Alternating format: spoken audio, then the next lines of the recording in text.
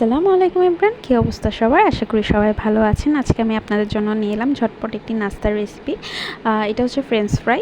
আমি একটু অন্যরকম করেই করেছি। এখানে আমি লম্বা লম্বা করে আলুগুলো কেটে নিয়েছিলাম, এরপরে ভালো করে ধুয়ে পানি ঝরিয়ে নিয়েছি। এরপর আমি এখানে দিয়ে দিচ্ছি স্বাদ মতো লবণ।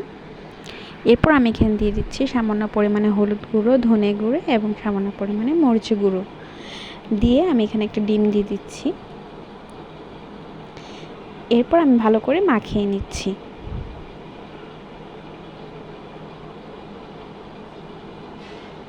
এরপর আমি এখানে দিয়ে দিব 3 টেবিল চামচ পরিমাণ কর্নফ্লাওয়ার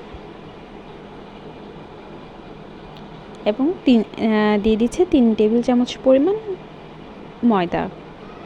এরপর আমি ভালো করে সব উপকরণগুলো ভালো করে মিশিয়ে নিব। খেয়াল রাখতে হবে আলুর সাথে যাতে ভালো করে ময়দা, কর্নফ্লাওয়ার, ডিমটা ভালো করে লেগে যায়।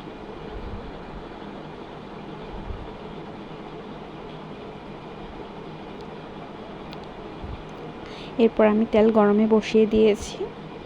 খেয়াল রাখতে হবে আঁচটা যাতে মিডিয়াম টু লো হয়, এতে করে আপনার আলুগুলো ভালো করে প্রপারভাবে সিদ্ধ হবে এবং খেতে খুব ক্রিস্পি হবে।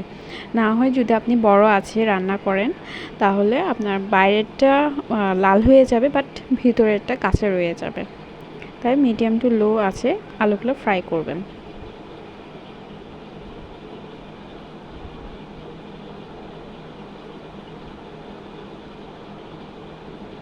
এরপর আমি আস্তে আস্তে আলুগুলো ফ্রাই করে নিচ্ছি। বিকেলের নাস্তায় আপনি বাচ্চাদের এভাবে করে দিতে পারেন, বাচ্চারা খুব খুশি হয়ে যাবে। তাছাড়া বড়রাও খুব পছন্দ করবে এবং ট্রাই করবেন গরম গরম খাওয়ার, এতে করে খুব ক্রিস্পি লাগে খেতে এবং ভীষণ মজা হয়।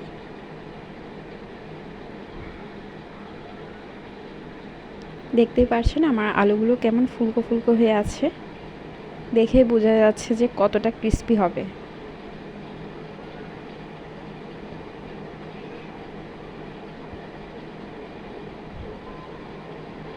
এভাবে করে বাসায় বানিয়ে দেখবেন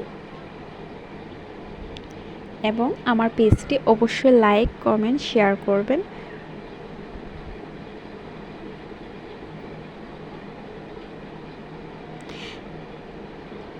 আশা করি সবাই বাসায় ট্রাই করবেন। Thank you so much.